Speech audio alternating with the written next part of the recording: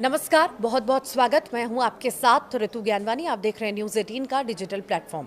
मुख्यमंत्री नीतीश कुमार 10वीं बार सीएम पद की शपथ लेने के बाद लगातार अपनी सरकार की कार्य योजना और प्राथमिकताओं को लेकर एक्शन मोड में नजर आ रहे हैं। नीतीश कुमार ने स्पष्ट कर दिया है कि नई सरकार का सबसे बड़ा फोकस युवाओं को नौकरी और रोजगार उपलब्ध कराना है।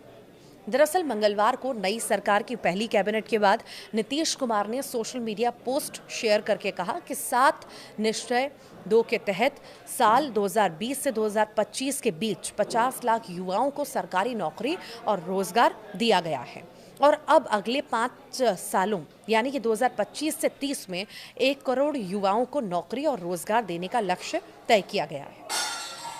दरअसल मुख्यमंत्री नीतीश कुमार ने सोशल मीडिया साइट एक्स पर पोस्ट शेयर करके लिखा। मुख्यमंत्री नीतीश ने कहा कि नई सरकार के गठन के साथ ही राज्य में उद्योगों को बढ़ावा देने और बड़े पैमाने पर रोजगार सृजन के लिए तेज गति से काम शुरू कर दिया गया है। बदलते बिहार के विकास को नई रफ्तार देने के लिए प्रौद्योगिकी और सेवा आधारित नवाचारों पर आधारित न्यू एज इकोनॉमी के निर्माण का निर्णय लिया गया है और इस दिशा में बिहार से जुड़े अग्रणी उद्यमियों के सुझाव लेकर नई योजनाएं और नीतियां तैयार की जाएंगी। नीतीश कुमार ने आगे कहा कि बिहार को वैश्विक यानी कि बैकएंड हब और ग्लोबल वर्क प्लेस के रूप में विकसित किया जाएगा। इसके लिए प्रतिष्ठित अर्थशास्त्रियों और विशेषज्ञों के सहयोग से एक विस्तृत रोड मैप तैयार किया जाएगा। उन्होंने बताया कि बिहार की आबादी में युवाओं की संख्या बहुत ज़्यादा है और यदि इस मानव संसाधन को सही दिशा मिले तो बिहार देश का सबसे तेज़ी से विकसित होने वाला राज्य बन सकता है।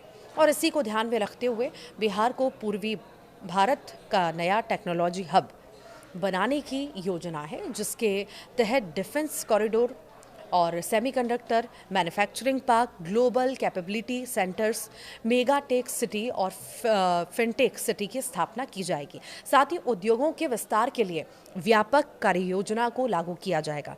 मुख्यमंत्री ने कहा है कि नई चीनी मिलों की स्थापना और बंद पड़ी पुरानी मिलों को फिर से चालू करने के लिए नीति और कार्य योजना तैयार की गई है। इसके अलावा सभी बड़े शहरों को बेहतर और सुंदर बनाने के साथ साथ नई तकनीकों के उपयोग को बढ़ावा देने के लिए बिहार आर्टिफिशियल इंटेलिजेंस मिशन की स्थापना भी की जाएगी। तो वहीं नीतीश कुमार ने बताया कि इन सभी योजनाओं के क्रियान्वयन के लिए मुख्य सचिव की अध्यक्षता में उच्च स्तरीय समिति का गठन कर दिया गया है और ये समिति राज्य में औद्योगिक विकास और युवाओं को नौकरी और रोजगार उपलब्ध कराने से संबंधित योजनाओं की निगरानी करेगी। उन्होंने कहा है कि पिछले कुछ सालों में बिहार में औद्योगिकरण ने रफ्तार पकड़ी है और अब नई सरकार और तेजी के साथ काम करेगी। नीतीश कुमार ने कहा, राज्य में औद्योगिक विकास और युवाओं के लिए रोजगार के अवसर बढ़ाने के काम को हम लोग तेज़ी से आगे भी बढ़ा रहे हैं और जो काम हम शुरू करते हैं उसे पूरा भी करते हैं।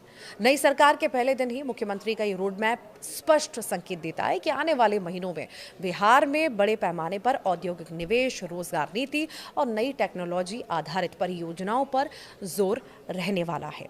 आप क्या सोचते हैं, ज़रूर बताइएगा।